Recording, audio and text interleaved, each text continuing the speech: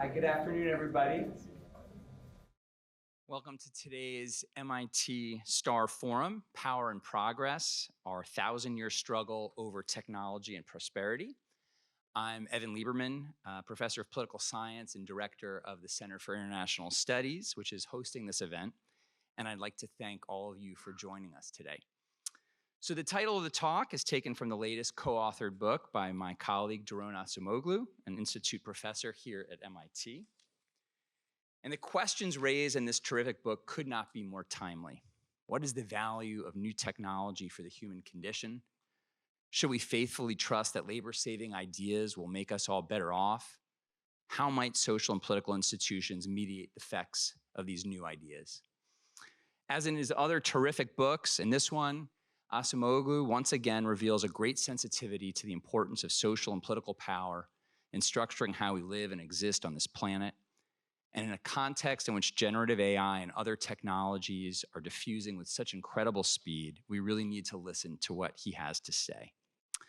So before we get started, I'd like to remind everyone that the book, Power and Progress, is for sale in the lobby. And I know that a lot of you have already done that. The line was great, so the sales have been good. Please pick up a copy, and after the event, please feel free to bring it up to the stage for a book signing. In addition, as per our custom, we're going to conclude with a question and answer from the audience, and we'll please ask you to line up behind the microphones to ask your one question. And I have an emphasis on one and on question, which is not always heeded, but I will try as moderator to enforce that. So without further ado, let me introduce both today's speaker and our discussant. So Daron Acemoglu really doesn't need introduction, but I'm here to do that, so I will. He's the institute professor at MIT and an elected fellow of the National Academy of Sciences, the American Philosophical Society, the British Academy of Sciences, and a member of the Group of 30. He's the author of 6 books, including the New York Times bestseller, Why Nations Fail, Power, Prosperity, and Poverty, which was joint with James Robinson. The Narrow Corridor, State, Societies, and the Fate of Liberty with also James Robinson, and this book, which he's going to talk about today.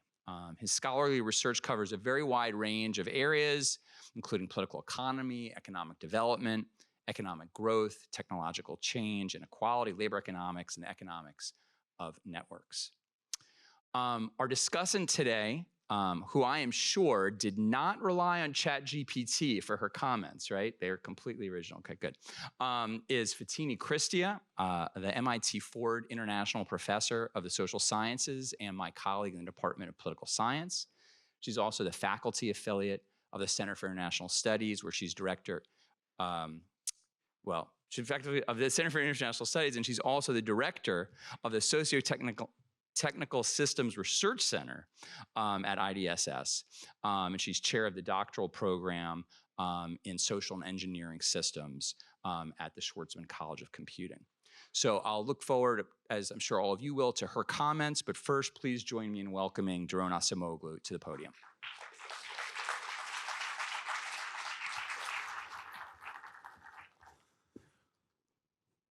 Thank you very much, Evan, and thanks, Michelle, for organizing this. It's a true pleasure to be here. And I would like to point out that my partner in crime here, Simon Johnson, is somewhere here. Oh, there he is, yes. So we have the double bill here. It's my pleasure to be here to share some of the ideas from our new book. And here's the book and the title. And I think today, after so much hype and discussion about advances in AI, especially generative AI tools such as ChatGPT, I don't think we need to give a big introduction that there are tremendous and consequential changes in technology. But part of the reason why we have written this book is because we think there are some critical questions that need to be asked whenever there are new technologies, which is often in human history. And those are about the control of technology, who controls technology, and how that actually shapes who will benefit.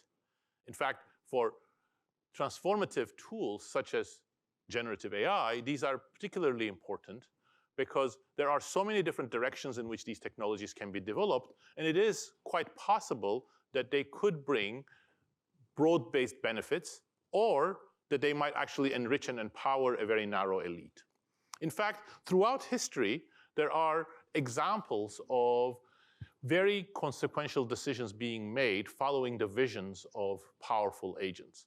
Today, those powerful agents are the optimistic technology leaders in places such as Silicon Valley. In the past, they may have been different people. For example, this gentleman, Ferdinand de Lesseps, was both a leading technologist of his day and perhaps the techno-optimist of his day because of his big belief that the world had to be opened up with big investments in public infrastructure. And when other people thought that this couldn't be done or couldn't be done in the way that would really enable ships to freely flow from the Suez Canal, he single-handedly pursued that dream. He convinced others to come on board. He called for big technological advances when others thought that his schemes wouldn't work, and he was very successful, becoming one of the most famous figures of the second half of the 19th century. But his belief in technology and his own understanding of where technology would go then made him blunder with huge consequences in the Panama Canal, where he completely ignored the science and the conditions on the ground, and his schemes completely collapsed, leading to the deaths of more than 22,000 people.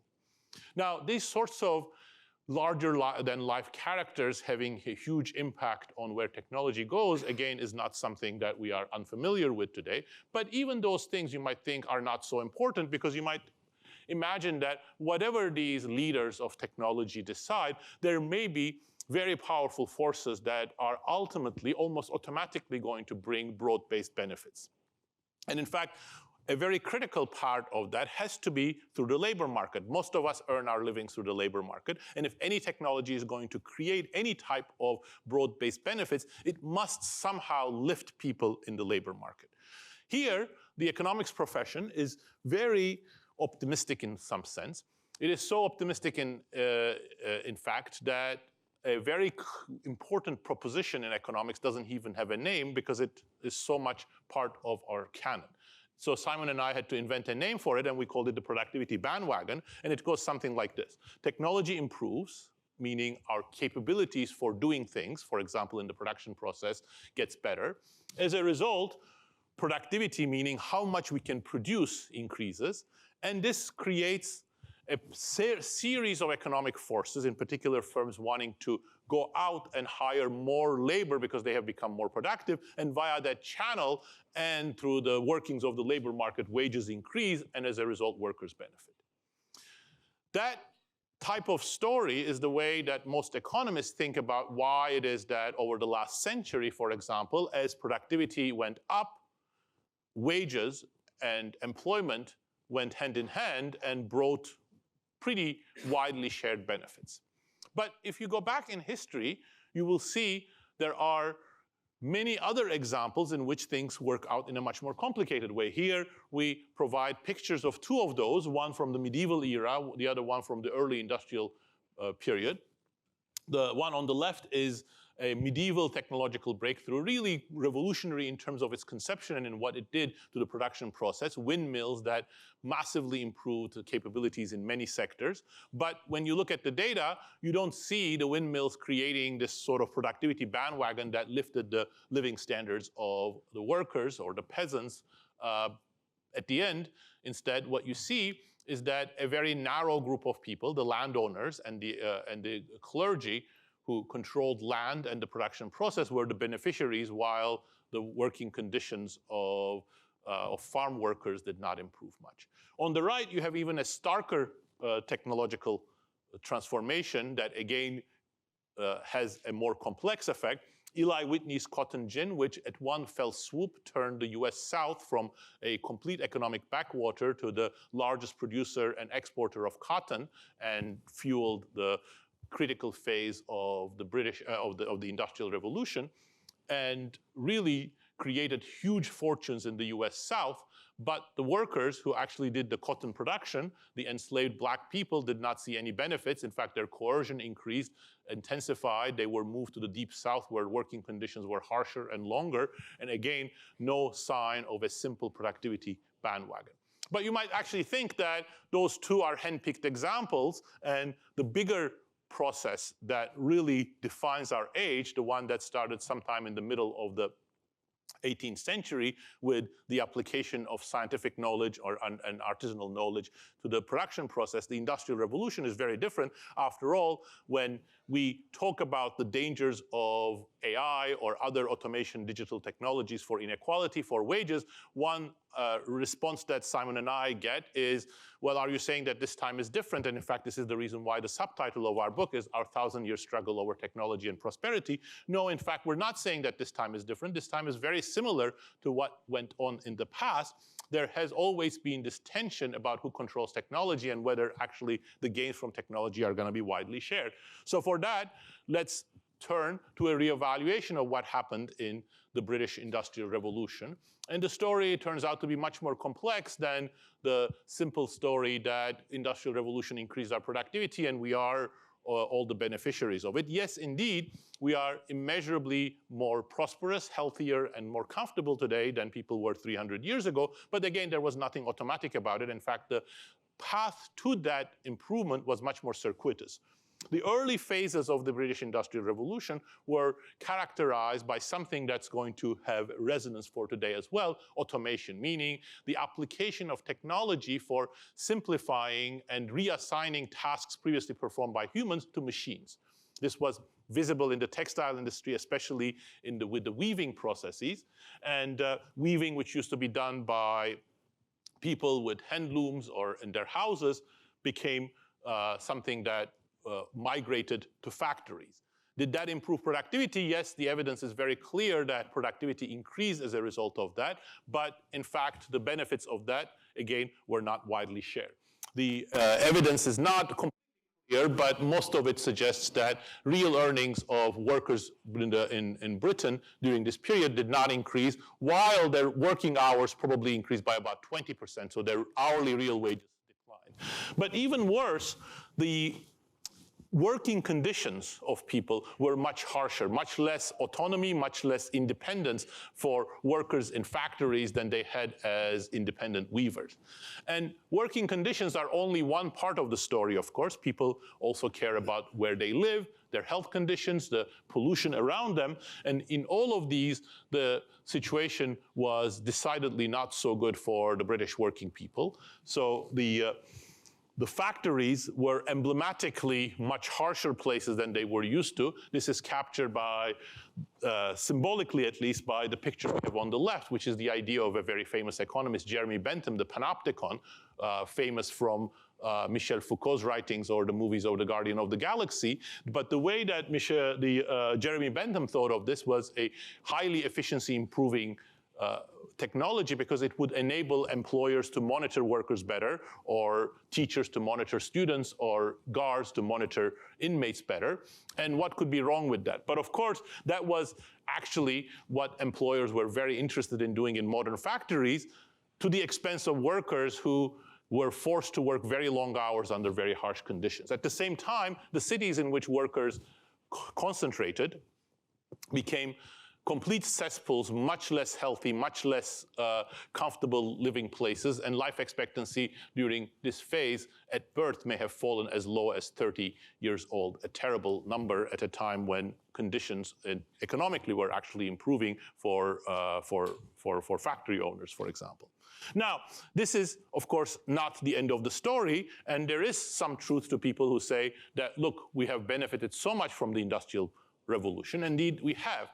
But the process for which needs to be understood, how it is that we benefited from it after this early phase. And this early phase was not a short one. It may have lasted by about 100 years. The beginning of the Industrial Revolution is not clear, but you may date it to around 1750.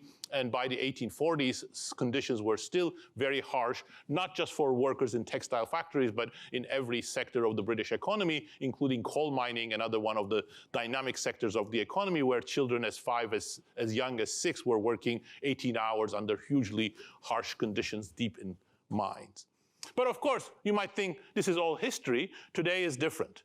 Yes and no. Today is different because today we are in an economy in which for a while we got used to a very different type of sharing of the gains. And these two charts that I have up here summarized both the ways in which today is different, but also the ways in which there might be some parallels to those older, not so good times. What I'm plotting here is for men and women separately and for 5 education groups, starting from workers with less than high school in dark orange, all the way up to workers with a postgraduate degree in dark blue, how their real wages have evolved over the last 60 years.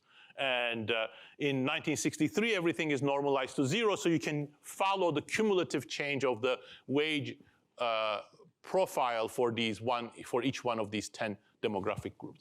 What you see in the 1960s and early 70s is actually a continuation of a trend that is also visible from other data sources in the 1950s, which is one of shared prosperity. Real wages for all 10 demographic groups that I'm showing you here are growing in tandem, more or less on top of each other, from the fact that all 10 of these curves are growing very sharply. In fact, they're growing very, very rapidly, about 2.5 percentage point, 2.5% every year in real term, which is a really remarkable rate of growth. At that rate of growth, starting from poverty in 2 decades, you can reach a sort of a much more comfortable level of living. But that period of rapid wage growth and shared growth comes to an end sometime around 1980 or the late 1970s. From then on, you see a much different picture. These curves are fanning out, indicating greater level of inequality, much greater level of inequality. But even more jarringly, you see that the real wages of low education groups, especially men, but also for women, are actually declining. So the green line, which is for high school graduates, the orange line, which is for high school dropouts, are actually sharply declining from their values in 1980. Not only the gains are not being shared, but some groups are losing out. So this picture, therefore, poses 2 sets of questions. How was it that the US economy, in fact, it turns out much of the industrialized world, reached some sort of compact in which there was this fairly shared and rapid growth in the late 40s, 50s, 60s, 70s, and why did it come to an end? So let's try to understand both of these, and let me skip this by which shows that inequality is also increasing in other countries as well. Let me skip that and instead just get to the bottom of the theory that Simon and I try to develop in the book, which is that the productivity bandwagon is not a force of nature that applies under all circumstances automatically and with great force, but it is something that's conditional on the nature of technology and on how production is organized and how the gains are shared. In particular, what changed in the second half of the 19th century in Britain and then continued in the United States and much of the industrialized world in the first part of the 20th century and came into even greater fruition in the 3 decades that follow World War II was this process of shared prosperity built on 2 big pillars. One is new tasks, and the other one is worker power. Of course, both of these terms need to be defined, and they may be a little bit simplifying, but the new tasks are critical. Automation that I mentioned, which is the substitution of machinery and today algorithms for the labor of humans, has always been with us, or at least has been with us in great force since the beginning of the Industrial Revolution. Automation is a major force for increasing productivity, but it does not create the type of shared prosperity by itself. Because after all, what automation is about is to take tasks away from workers and have more machinery do it. So it reduces the importance of labor. It also reduces the labor share in output or in national income. So if we're gonna have shared prosperity, automation needs to be coupled with something else. And that something else critically turns out to be new tasks, new activities in which human labor is critical that reinstates workers centrally into the production process. So throughout the second half of the 19th century and the early 20th century, we see these as very important determinants of what's going on in the labor market. Emblematically, for example, captured by the picture up there, which is from Henry Ford's motor factories. Henry Ford was a leader in applying new technologies, including decentralized electricity and assembly line type technologies early on. And that was absolutely revolutionary, completely changing the car production, making cars affordable for the masses. And a very important part of that is the use of machinery to do tasks that was previously done by labor, automation. But if you look at the Ford factories, that wasn't the only thing that they were doing. At the same time as they were introducing automation technologies, they were also creating new tasks for workers. So it is no surprise that in this picture, what you see is the advanced machinery together with the workers. Workers are now performing more technical tasks. They're operating this machinery. They're engaged in design, inspection, and other quality control activities. And if you actually look at the factories of the early 20th century, you'll see that production workers are joined with non-production workers, clerical workers, that are very much engaged in planning and other aspects of the production process. It was this double process that was so important for the beginning of shared prosperity. Automation, which increases productivity, but also new tasks that give another boost to productivity and also create reasons for workers to share in those gains. But even new tasks by themselves are not enough, because if workers are making a major contribution to productivity, but they don't have the power to take a share of that, they may go down the same path as the black enslaved workers with the Eli Whitney cotton gin. It may not be in the interest of the firms to share those gains with them, and they can get away with it because they have all the power. So actually a balanced distribution of power in workplaces and in society is also a critical part of it. That's why the second picture on this slide is one of the emblematic strikes in the auto industry that was still a leader in establishing the labor movement during this period, the United Auto Workers strike at General Motors in 1937. So it was this double process that was so important, but not just for the early car industry, but in the 19th century, the second half of the 19th century that I've been referring to in Britain. What was so distinctive about it, when you think about what went on, the direction of technology changed, completely new set of technologies in railways, in steel, and chemicals that were much more important for improving the productivity of labor and introducing new tasks for labor. This was embedded in a society that was democratizing from the times of the early 19th century, where even the middle classes didn't have the vote. Now universal male suffrage and then universal suffrage came to Britain, and also the labor movement, which was completely banned and heavily prosecuted up to the last quarter of the 19th century, became a staple of British workplaces and was a very important part of improved working conditions and wages. Now, this was about why shared prosperity's foundations were laid starting sometime in the middle of the 19th century and then continuing to the 20th, but then why did it come apart sometime in the 1980s? And I think the same two processes now playing out in reverse are the key actors in this. And to explain that, I'm showing here a modern car factory, which looks somewhat different or quite different from the Ford one. You again see the advanced machinery. Now the advanced machinery takes the form of robotics arms, but conspicuous in its absence are the workers. The workers are no longer playing a central role. The automation is rapid, but the new tasks haven't accompanied it. So too much focus on automation, but not enough on creating new tasks is the technological part of it. But accompanying that has also been an institutional change, and that institutional change, before that, let me actually show you this figure to substantiate the claim that I made. This is a figure from work that I have done with Pascual Restrepo. What it shows is something that's akin to the first graph that I depicted, the evolution of the real wages of the 10 demographic groups. Now a little bit more detailed, demographic groups distinguished by age, gender, education, and ethnicity. Each one of these circles refers to one of them. On the vertical axis, I'm showing you the cumulative change from 1980 to 2016. So that period in which some groups were experiencing wage growth, other groups were experiencing wage declines. You can see the same thing from here from the fact that many of these circles are below the zero. Those are the demographic groups that are experiencing wage declines. And on the horizontal axis, I'm depicting the extent of task displacement that a demographic group has experienced during this period. Namely, what fraction of the tasks that this demographic group used to perform across industries and across occupations in 1980 have since been automated.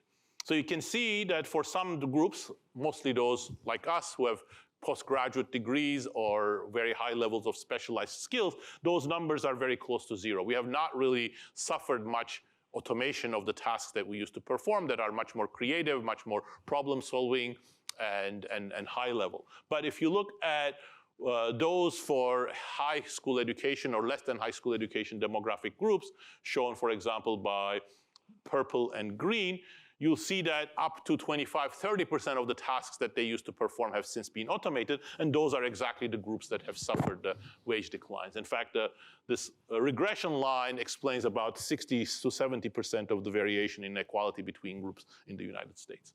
So this is the automation part, but automation has had a very big effect, and in fact its path was very much shaped by institutional changes in the US labor market, and those institutional changes have been in the direction of declining worker power. And to understand declining worker power during this period, in the same way that if you wanted to get to the details of understanding the increase in worker power in the 19th century, you would need to think about both how ideology has shifted and how organizations have shifted.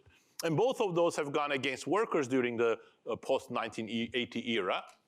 One is, perhaps I'm giving too much credit to our fellow economist Milton Friedman, but the rise of new corporate visions which elevated managers doggedly working for shareholders and ignoring everything else. This was the beginning of the shareholders' value revolution, or Milton Friedman's statement that the only social responsibility of business is to maximize its profits. And that was coupled with the erosion of worker powers, for example, emblematically during the defeat by Ronald Reagan of the professional air traffic controllers strike.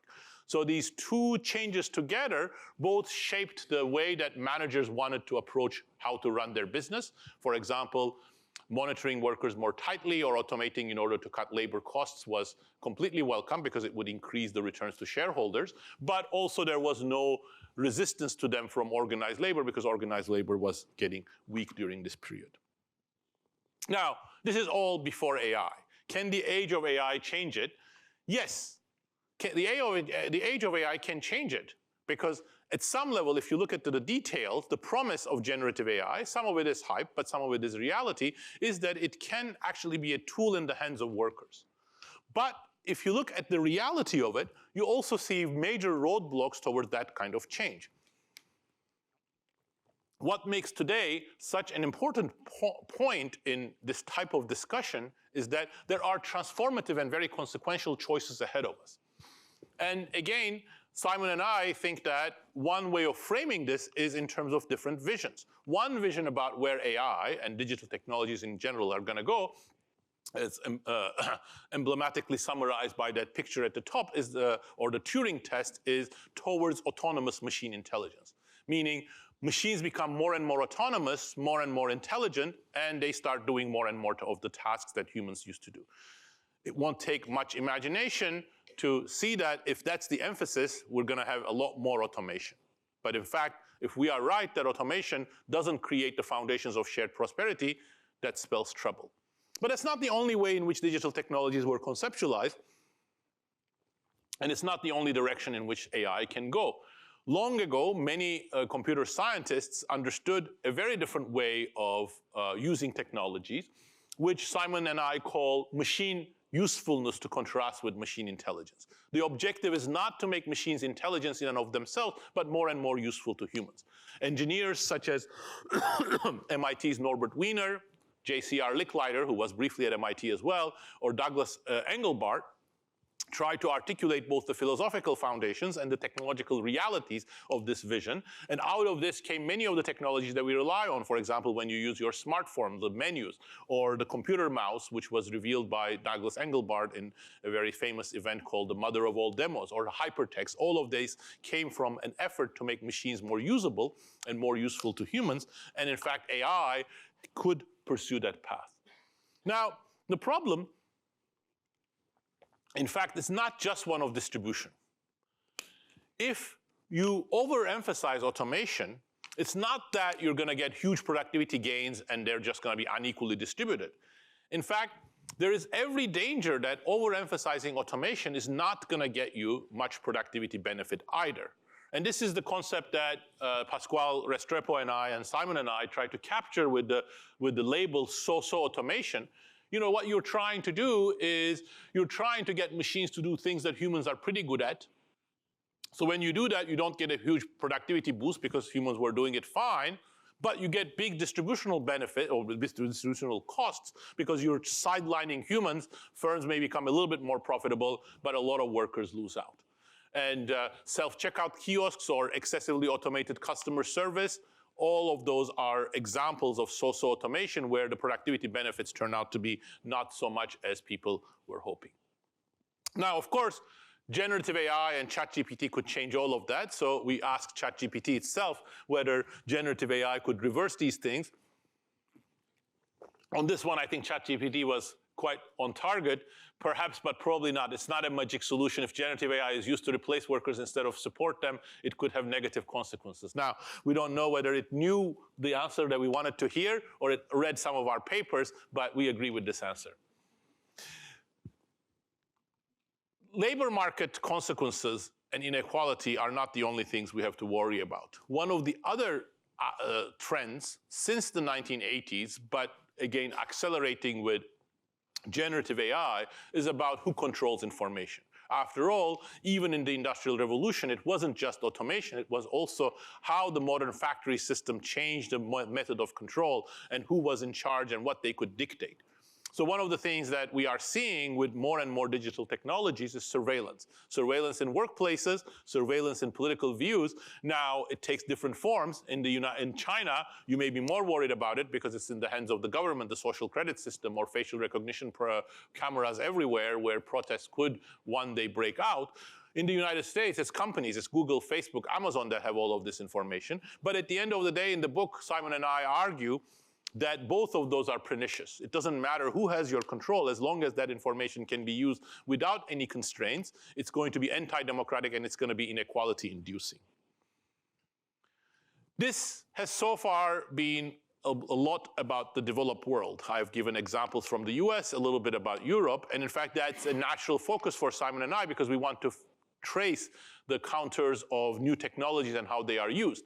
But let's not forget that new technologies that are developed in the United States and in China are going to be used throughout the world. And in fact, the International Division of Labor is already being reshaped by automation technologies. One of the patterns you see around the world is that a lot of routine activities that were automated in the United States are also being automated around the world, or at least the amount of activities or labor that is assigned to these production functions is declining. There is every danger that AI, if it goes down the automation path, could be a highly unequalizing technology around the world. And again, some of the surveillance implications are global as well. The recent work by some of my colleagues here, Martin Berecha and David Yang and others, shows that Chinese companies are already exporting anti-democratic monitoring technologies to more than 60 non-democratic countries around the world. So this is all potentially depressing because it says there are big dangers about inequality and democracy, but from the beginning, I tried to frame this as saying, well, these are transformative choices because there is no necessity that AI is going to go one way or another. There is a high degree of malleability to all technologies, and that's doubly true for AI. And if we make the wrong choices, they could have damaging consequences. If we make the right choices, they could be much better for society, that could be much better for workers, that could be much even better for democracy. So the question is what we can do. Simon and I in the book suggest that we need a three-step process for thinking about change. The first one is changing the narrative. Our modest hope is that this book is a small contribution to then changing the narrative, moving away from kind of blind technological optimism, everything is going to work out, this time was no different, to try to understand how things have worked in the past, when things go right, when things go wrong. And part of changing that narrative is to also recognize that things are more likely to go right when there are more voices rather than technology being in the hands of some powerful actors, be it Ferdinand de Lesseps or Sam Altman and Elon Musk. So the first is a change in narrative. But this change in the narrative is not worth that much unless there are institutional and other developments that actually turn that into actual action and policy changes. So that is what we mean by countervailing powers.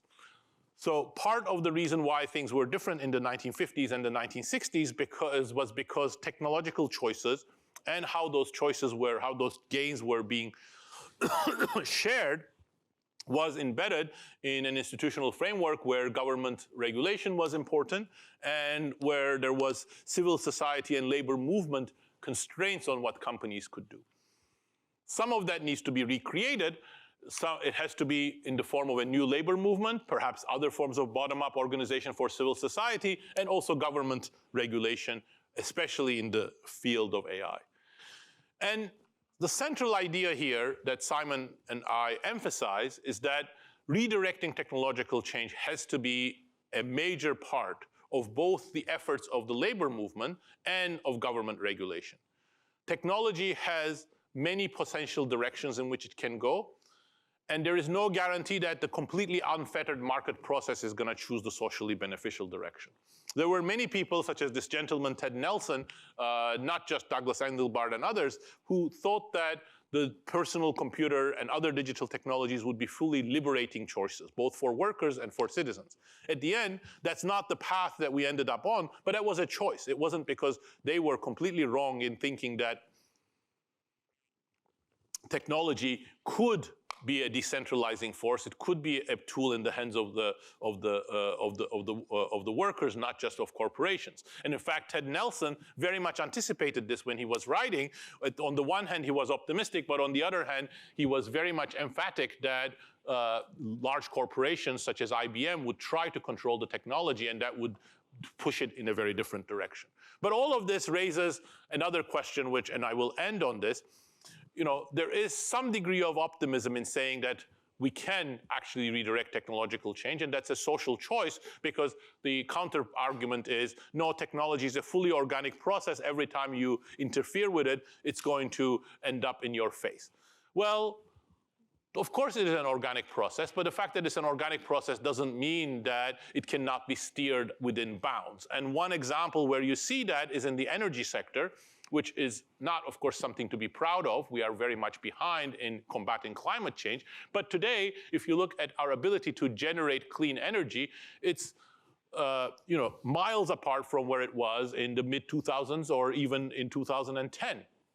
For example, various different types of solar and wind technologies are today cost competitive with fossil fuels, whereas they were about 10 times as expensive as fossil fuels as recently as 2010. How did that happen? It happened because there were some subsidies and some regulations about clean energy, and it was also a civil society movement, more pressure from consumers who wanted cleaner products, more pressure from civil society for companies to clean up their act, and even a modicum of that type of pressure led to a complete redirection of technology. And the reason why we end the book with this example is precisely because Simon and I think this can be done in the realm of production technologies with even more consequential consequences than energy, perhaps. Thank you.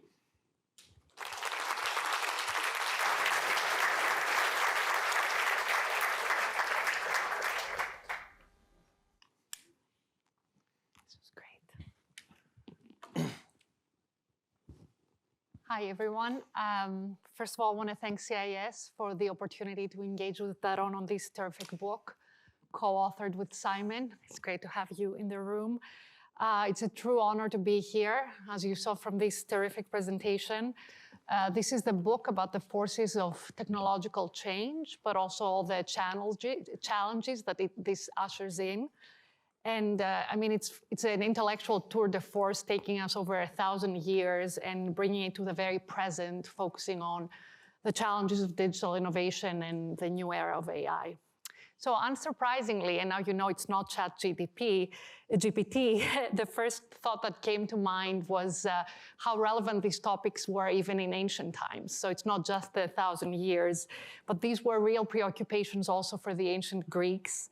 And in their myths and in their philosophical writings, they were really challenged by this idea of the wonders of innovation and technological change and what they meant for creating societal hierarchies and structures, but also a lot of cautionary tales of kind of the responsibility that comes with these great wonders and these great capabilities. So if you may indulge me, I'll touch on 3 myths that came to mind. And I hope I'll briefly travel us back to the Greek mythology books that we all engaged in childhood.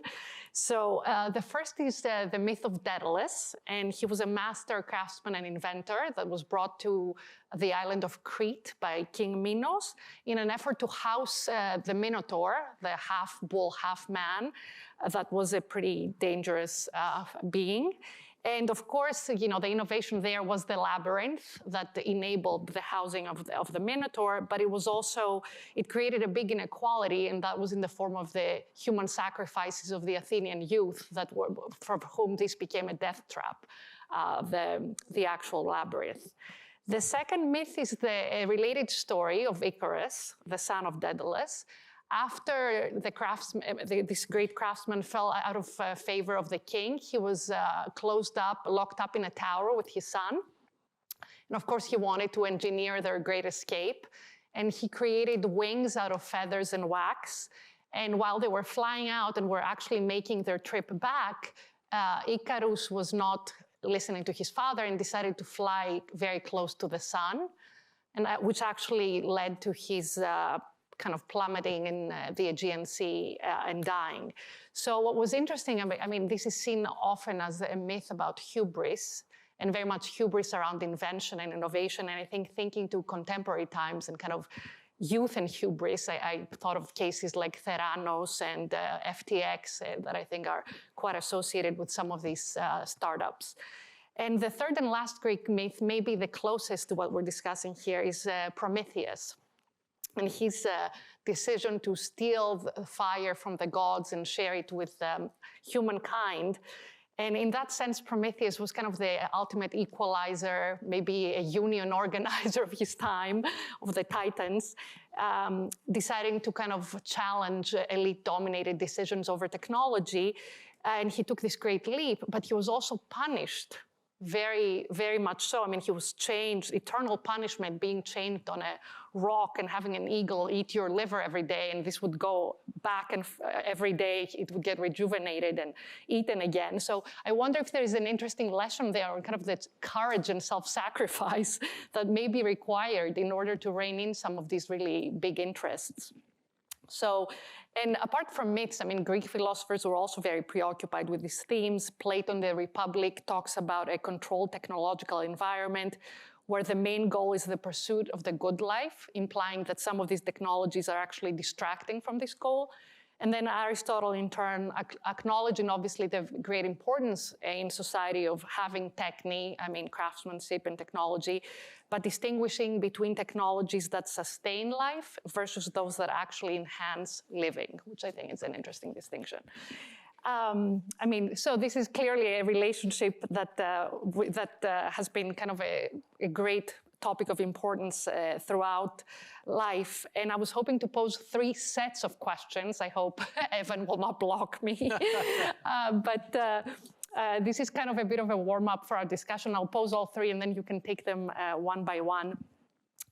First, the book tries to suggest that there is kind of a certain heightened energy an urgency about digital innovation and AI that maybe did not exist with other past cases. But I wonder if this may have been what it felt like at the time for all the others, what it felt like at that particular point in time for, what is different actually between the Gilded Age Rockefellers, Vanderbilts, and, the Bill Gates, Jeff Bezos, Elon Musk of our times.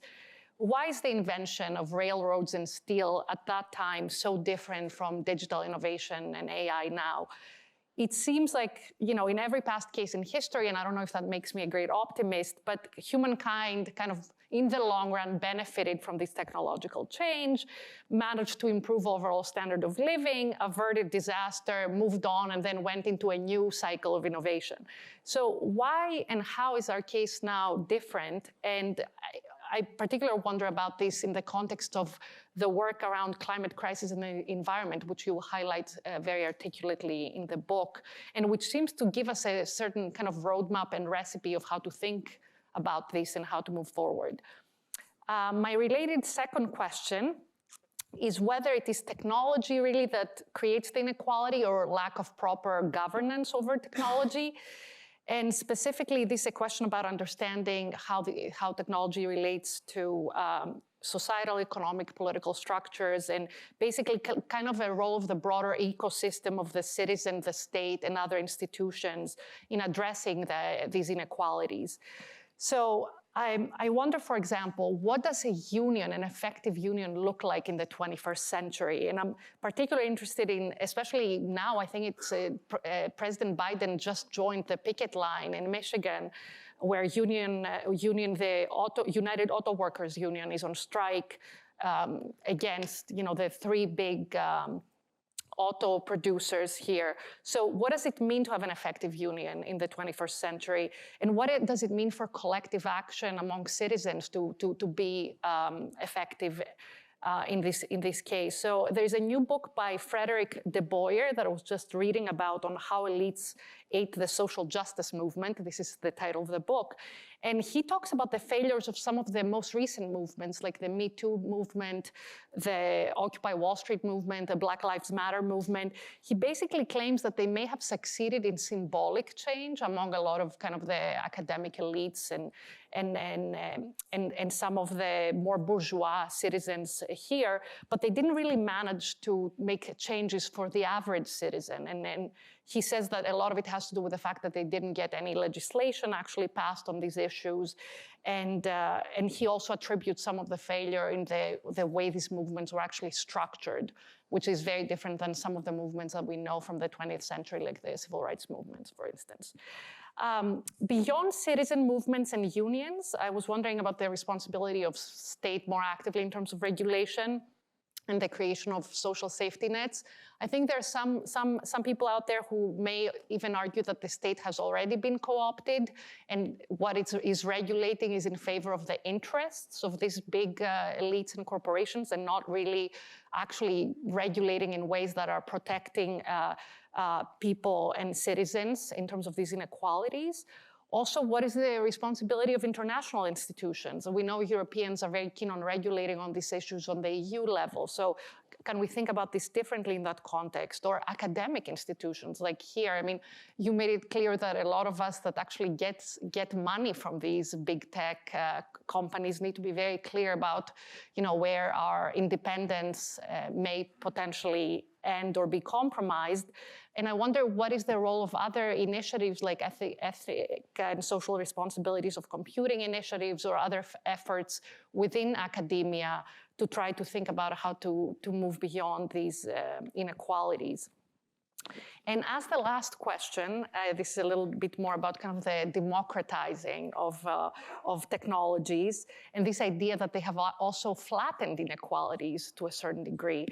So, for instance, there are some instances in the global south where they have been faster adopters of technologies than we have, and how the openness of digital education, information has actually enabled them to make big strides.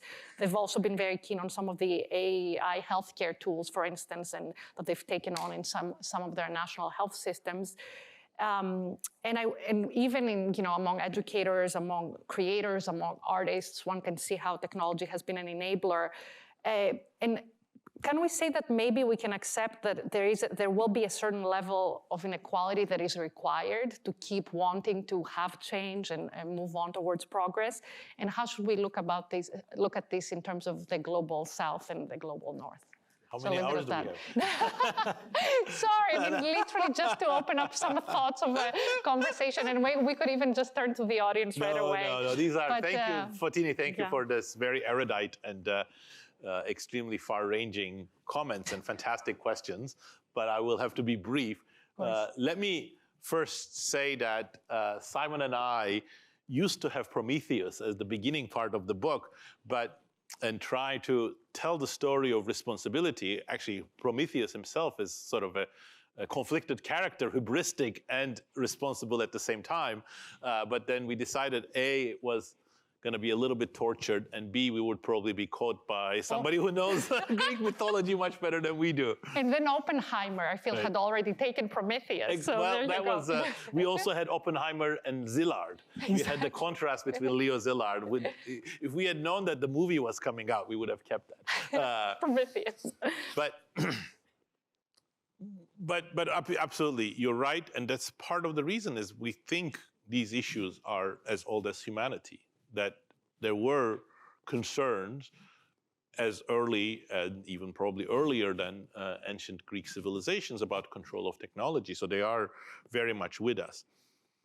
Coming to your questions, it is possible to read history by saying, look, we've had some hard times, but then we bounced back. But Simon and I don't think that's the right story, partly because A, there are many examples in which we did not bounce back, or even when we bounced back, it was far from automatic. I think you cannot tell the story of the medieval Europe as one of bounce back. There was no sort of process towards sharing of those gains with farmers or with the farm laborers until the whole system collapsed. And when you look at the two examples that you hinted at, the British Industrial Revolution and the rapid industrialization with new industries in the United States, in both cases, there was a very, very radical change in institutions, and that was very far from a foregone conclusion. The progressive movement, I think, even its participants were surprised that it could actually form that coalition and succeed. And the cards were very much stacked against democratic reform, the labor movement, and all of that in Britain. One example we mentioned briefly in the book, because it's so telling, that in the 1840s, the Chartists in the UK, collected 3 million signatures. I mean, can you believe 3 million signatures in a time when, you don't have any of the modern communication technologies, with the demands that are so tame in terms of, universal suffrage and some basic sort of rights. And they were so careful not to be labeled socialists. And the response of the parliament was completely turn down all of these demands and jail all of the Chartists. So there was no automatic institutional process that could say, oh yes, we're going to bounce back from this. So that is the sense in which, there is both caution and optimism in what Simon and I are telling. The caution is there's nothing automatic here, but optimism is, yes, it is possible to do it, but it's not something that's going to happen by itself. And when we come to the question of, is this technology or is it institutions? In fact, this is a big debate in economics, inequality, what's the role of institutions, what's the role of technology? And at some level, it's a false dichotomy. It's a false dichotomy because I think, first of all, the two interact in very complex ways, but most importantly, and this is why we put so much emphasis on what the objectives of the corporations were, what's the vision of the tech industry is, it is institutions, regulations, and social norms that shape the direction of technology. But we are also insistent, and this is partly, the research that I've been doing for, many, many years, that technology does have a really important role in understanding inequality. So there is a sort of a left-wing narrative, for example, that everything is just about the union movement and decline in minimum wages. But the facts just don't line up with that, and that's the reason why I showed that chart. That chart is rather striking because it shows just the automation part of technology, which Simon and I think is the most important one, really is centrally important in explaining what's been going on in terms of inequality in the United States. In other countries, it's a little bit more of a complex picture because institutions are very different and they interact with technology. But the direction of technology, especially the automation focus, is absolutely central. And that's why redirecting technological change has to be quite important. Yes, indeed, railways and steel and how they were used was critical. Again, that's the redirection of technology. But again, going back to our overall interpretation, even that is not a foregone conclusion. Companies are going to have many different choices about how to use technologies. And the reason why we are so insistent on digital technologies is because they have been used in a very particular way. The conception of people like Norbert Wiener, J.C.R. Licklider, Douglas Engelbart, Ted Nelson is precisely, our emphasis is precisely because there was a different path of how to use these digital technologies that was more targeted at improving the productivity of workers, and therefore, as a result, would have been more beneficial for workers. But at the end, digital technology is being used for automation, being used for surveillance. I think those are the choices that we have made, and those are very consequential choices. Yes, indeed, there are parallels from the past, but I think digital technology has really amplified these things. And if we come to AI, I think the parallels, again, this is why the book is sub-entitled 1,000-Year Struggle, but there are also some unique features of AI. One is the speed of change. To the contemporaries, the introduction of textile mills would have appeared completely revolutionary. But even then, it was a slow process. Over many years, for example, when you see like the weaving industry, modern factories are coming up, but there are still thousands of handloom weavers. It takes several decades. With AI, the speed of change is very fast, and it's also very pervasive. That potential, again, some of it is hype, but the potential is there that AI tools are going to be applied across many industries. So that, I think, raises the stakes both about redirecting technological change and the regulation. So that's part of the reason why we think this is an epochal time in terms of making the right choices. And it is also the reason why, when we come to your question about the labor movement or the general regulation, we think the focus has to be on technology, or at least a very important part of the focus. Today we are going through a spring of strikes. Some of it is understandable. There is a pro-union, pro-worker president. Wages did not increase while unemployment is low. And it is an interesting time. But with the exception of the WGA, the Hollywood strike, I think very, very important absence is the discussions about technology and how technology is going to change things. UAW, their attitude to technology is just say no. I mean, if you don't come up with a solution about how we can transition to electric vehicles but still make that better for workers, I don't think the union labor movement is going to be successful. Or let me put it another way. How many leaders of the labor movement has really invested in understanding AI and thinking about how it is that the AI can be used in workplaces while that's good for the labor movement? And I think that's the part of it. In that sense, the WGA was very trailblazing because they made AI as one of the key topics, and they have the power because of their visibility, because of their special skills to actually have a say, and in fact, probably this agreement is a success for the Writers Guild of America. But even in that case, I think the WGA needs to be congratulated on making AI such a focal issue, but they did not come up with a positive vision of how to use AI.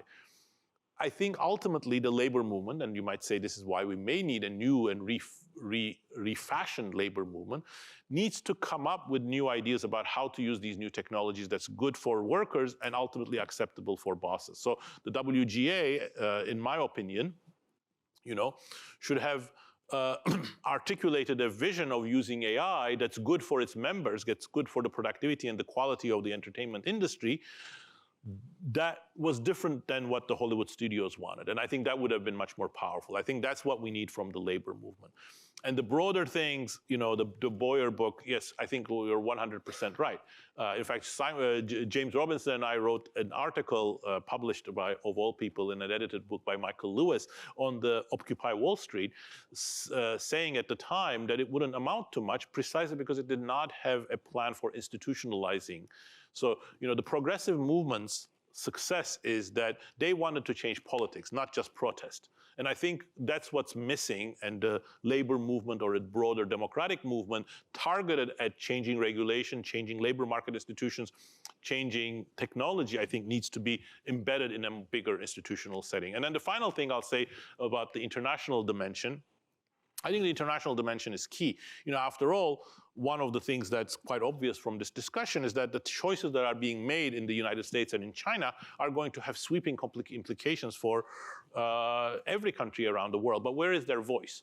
I think the biggest issue is that, if you want to have a direction of technology that's responsive to global needs, including the needs of more than 4 billion people who don't live in Europe, China, and the United States, then you actually need their voices to be heard. So we need international organizations or new vehicles for the emerging world's voice to be heard, because otherwise there's a real danger that AI is going to go in an inappropriate direction for their needs, and worse, it's going to become a more and more powerful surveillance technology that can be unleashed on the populations of these emerging democracies, and we're already seeing that. Thank you for those fantastic questions, Fatini.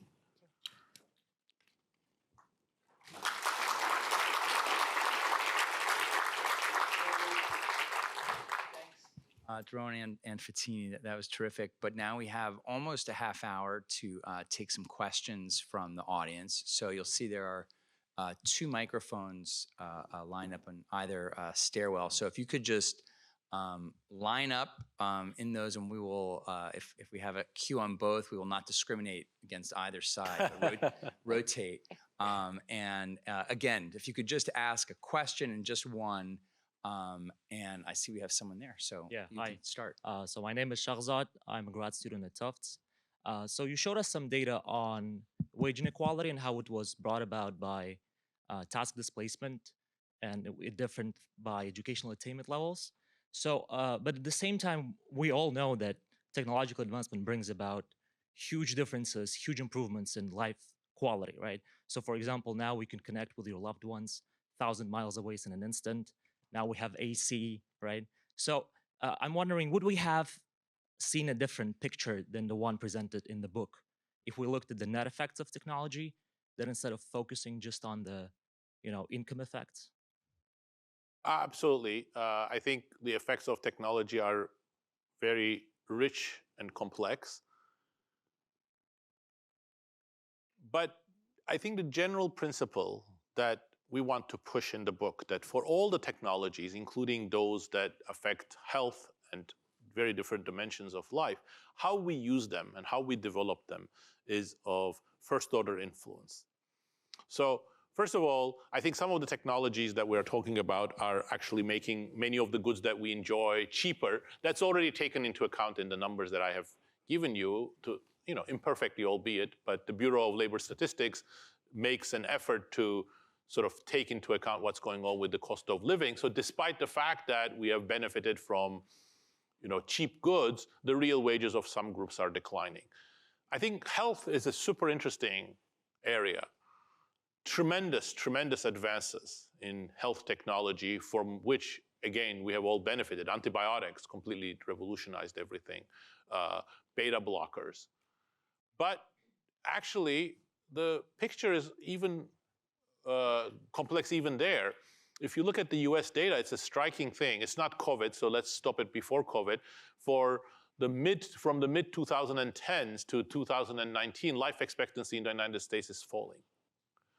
And it's falling because low-income Americans are actually experiencing worse health conditions, a higher mortality.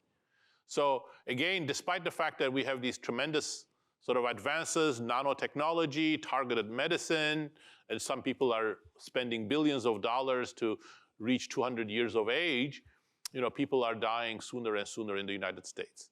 So again, I think there are choices that we have to make in order to improve how those technologies actually impact the way in which people live and benefit from them. Thank you. Do you see any potential for the development of worker ownership in America and elsewhere? That's a good question. That's probably much more radical than the things that Simon and I are advocating. Absolutely, there are places around the world where you see more collectives, and there are a few in the United States, but I am not sure that that's going to be, that's got the potential to become the model organization in the United States. And even if it were, we would need to have more of a discussion about the pros and cons of that.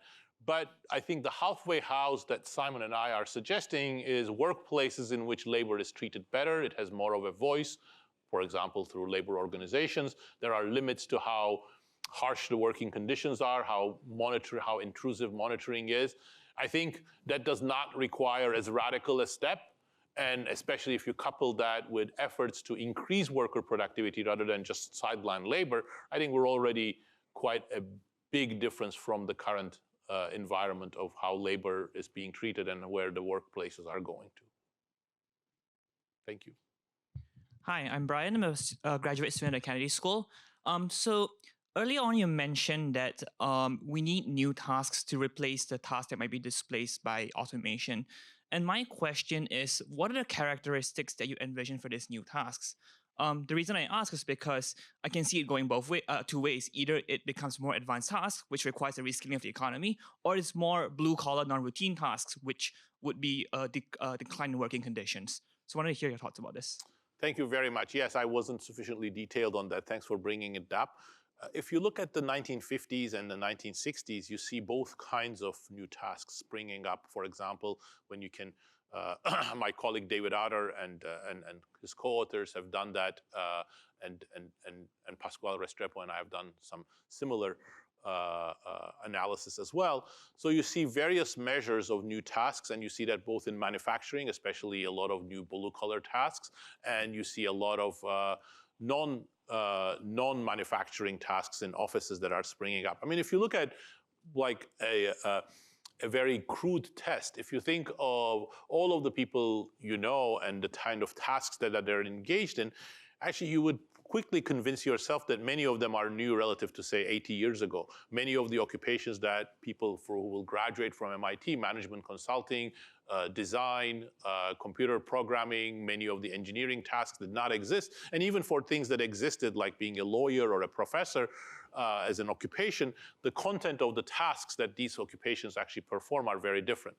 But one issue that this sort of reasoning immediately reveals is that over the last several decades, we do see new tasks, but not enough of them, but also the new tasks are mostly for more college-educated workers. We see many fewer of the blue-collar new tasks, say, compared to the 50s or the 60s, and that raises the question of, even if new tasks come, can we then use them for creating good jobs for workers who don't have college, which is, of course, a very important part of shared prosperity. Thank you. Hi, my name is Kalen. I'm from the Technology and Policy program here at MIT. I think it's very powerful to look at this over history and in the context of AI, but I want to try and pull out maybe some of the differences with AI that spring out to me. And one was with that plot of automation against wage growth / decline. I think something that struck me is that one of the things that's new about the AI discussion is the idea that a lot of the jobs that are being automated are now the college-educated jobs, the ones that have historically been growing in wages over time. I was wondering if you had any thoughts on that, whether that's a fallacy, first of all, but whether you had any thoughts on how that changes the new tasks dimension, but also the worker power dimension of it. Like, is there a dimension of this where, because it's a new group that is being subject to automation, the political economy of the whole situation and the power dynamics might shift considerably, considering it's now the more privileged groups? Thank you very much for that. Those are an excellent set of issues. They're complex ones. let me give a two-layered answer. First of all, you're absolutely right. There is this claim that AI will be equalizing because it will replace or automate more higher paid jobs. But AI or generative AI is not the first technology that promises to do that. In the 2000s, there was a lot of talk of digital technologies getting rid of middle managers and so on. And what you see when you look, this requires much more detailed analysis. When you look at the data with digital technologies, first of all, you see that it has really, the displacement has really concentrated on lower education tasks. And the same is true of pre-generative AI, say the AI that was spreading in the 2018, 19, 20. But moreover, even when there is some displacement of higher education workers, that's not the end of the story, because those workers can then go and take the tasks away from lower education groups. So in the labor markets, you actually see sort of downward pressure on the low education wages, even when automation targets some of the more middle skill tasks. So I think my assessment, preliminary assessment, is that the claims that generative AI is going to be an equalizing force are overblown. And even if it tends to automate higher skill tasks, that may not actually reduce inequality. That being said, in the book, Simon and I argue, and Simon, David Otter, and I have a new sort of policy paper that provides more details on this. There are many possibilities for using generative AI as a tool for reducing inequality, but it would go through, just like the previous question was emphasizing, through new tasks, creating, for example, finding ways of deploying generative AI in a way that's going to be useful for people who are more engaged in manual occupations, electricians, line workers, so that they can be trained faster, they can use that for problem solving or dealing with more real-time issues that are more complex. For example, as you get the electrification of the grid, you're going to need much more complex tasks being performed by electricians. So there is a path for generative AI, but decidedly that's not the one we are on right now. Hello. My question is actually not about AI, but more about the energy transition, where we'll also see a lot of transformation of jobs. So currently, there are many countries around the world where the majority of their exports and the currency that the foreign currencies that they receive are tied to fossil fuel related products or commodities. And what I see, based on what I see, is that these countries, most of them, will not transform in time before we will need much less of these commodities. And my question is, what will happen to those countries and the workers that are inside those countries? Countries like, for example, Russia, Azerbaijan, and Venezuela, that are very much dependent on exports of fossil fuels. Yeah, those are very good questions. And I think that transition is not easy. In fact, that transition is not easy in the United States. The evidence is that when there were environmental regulations that were introduced in the United States that helped reduce pollution, for example, the Clean Air Act, the communities that were focused, for example, in coal production, they were negatively affected, and the workers did not easily reallocate to other jobs, either because there weren't the programs or because their skills were very specialized. So that's part of the unfortunate thing and part of the reason why the energy transition is so hard. I think the energy transition is going to have distributional effects, and some of those are going to be negative. And I think part of the reason why this has become such a politically charged issue in the United States is because the pro-climate groups are perhaps not articulating a way in which, say, coal miners are going to be dealt with. How you can do this without harming the coal miners or workers who are currently working in dirty industries. And I think that's going to be part of the challenge moving forward. Thank you. Thank you. My question is about how to empower people to look for better jobs or advocate for better like positions. Like you mentioned, for example, unions, but I guess maybe the people already need to have some kind of basic safety so that they feel comfortable to work in the union, like health insurance for if they lose their job or things like that. So do you think there's a way to get it in? Like, why doesn't I think that exist in that's the a US? great question, and unfortunately, I don't know the answer. So it's very easy to agree with what Fontini said. The three very big movements, Occupy Wall Street, Me Too, and Black Lives Matter, did not coalesce into a bigger reform agenda. It's easy to bemoan that, but it's not easy to articulate how they could have done that in a much more. I think that is going to be a very critical question, and I'm not sure that I have the answer. But I think one experience from history is that the labor movement has been the linchpin of something like that, because it is much more broad-based. It is about bread and butter issues. So it creates a better grounding for civil society and other types of political movements. And in some sense, perhaps the unfortunate thing of many of these movements that we're talking about, they have been completely divorced from the labor movement. Hello. Hi, Professor. Thank you so much for the sharing your thoughts so far. I'm a final year PhD student here at MIT. And just personally, I came here with the intention to use technology for good. And as I plow through the PhD, the world just looks gloomier.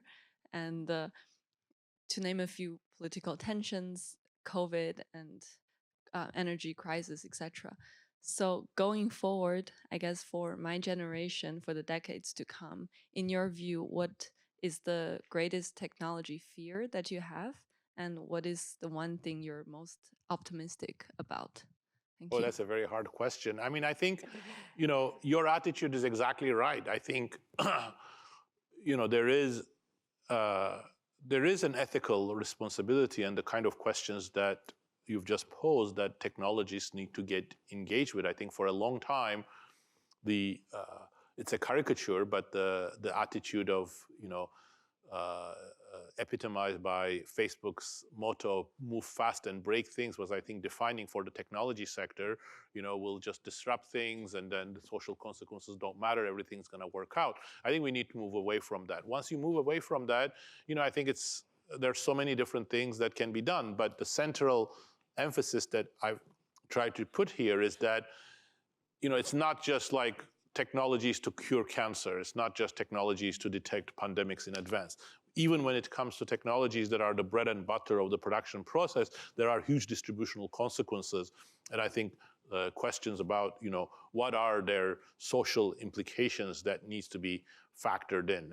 And to me, triggered by all of these things, I think very transformative technologies have to include those that are going to find ways of making workers more productive, including workers with diverse skills, not just those with PhDs and masters, but workers who have high school degrees or vocational skills. How can we make workers with every level of skills more productive in the production process? I think that's going to be a critical part of socially beneficial technologies in the future. Thank you, Professor Acemoglu, for excellent presentation. My question will be actually about inequality among the countries rather than like inside an economy, more about like macroeconomical inequality. You give the example of how cotton gin actually created slave societies in south of the United States, but cotton gin and like industrial revolution also created a huge wave of colonization around the globe. I would like to ask how this like new wave of technology can create a new world order, and how can this new world order may change the inequality among the countries, and what will be your suggestions for preventive measures to prevent an event that we have actually witnessed during and after the Industrial Revolution? Those are very, very good questions as well. Let me just answer it in the context of the issues that we've talked about. The fear about AI that I tried to briefly articulate in the one slide I put up on the developing world is that if AI goes down the path of more and more automation, it could actually be something that expands inequality between countries. Because if you look at the emerging world in the last 50, 60 years, almost all of the rapid growth experiences from South Korea, Taiwan, Malaysia, and later China, they all leveraged their labor force, their human resources, which is absolutely normal because that's the comparative advantage. rich countries are very intensive in capital goods. They have some very educated workforces, but countries like South Korea, China used to have decent workforces that are not paid very high wages. That creates a comparative advantage. So if you push technology more and more towards automation, you're really precluding this type of growth behavior, which would ultimately slow down global convergence. Thank you. We have just a few minutes left, so if everyone could be succinct in their questions. Okay. My question is briefly, why can't we approach this AI and automation problem as a strictly redistribution problem? And why should we try to redirect technology at all to create new tasks that we might not need in the future? And I understand the climate technology analogy where we were able to redirect technology to an extent.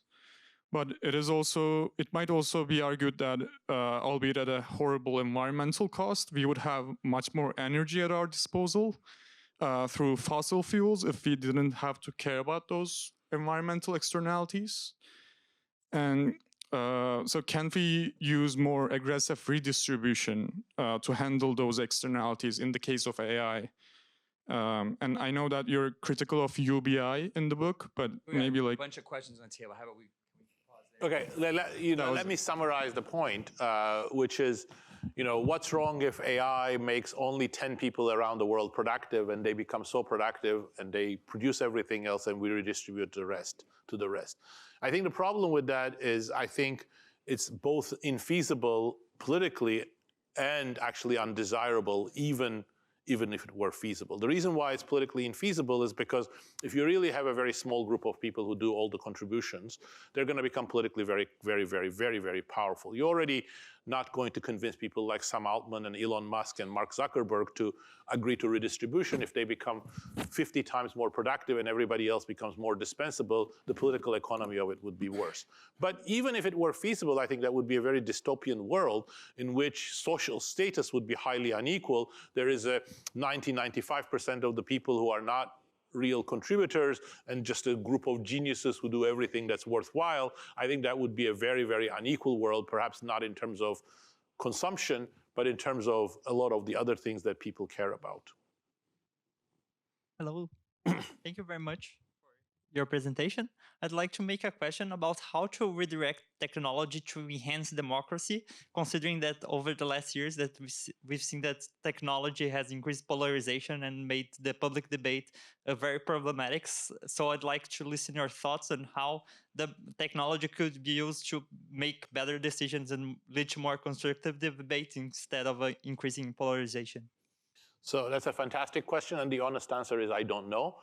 But let me say two more sentences. First of all, I think, when the internet and then later social media first came out, many people thought that these were going to be democratizing technologies. They turned out to be wrong, but they were not completely delusional. When you look at the structure of social media and the internet, it creates pathways for people to interact on sort of on a level playing field without as much hierarchy, to form more deliberative bodies. And there are models both in the United States and in other countries that are actually attempting to do that. One that we discuss in the book is, for example, what Taiwan has done under the leadership of Audrey Tang that has actually led to tangible results. Whether it can be scaled up, whether it can actually survive the other uses of technology, for example, for censorship and surveillance, whether it has a future once we have reached this level of polarization, those are all excellent questions. But I think technically it's feasible.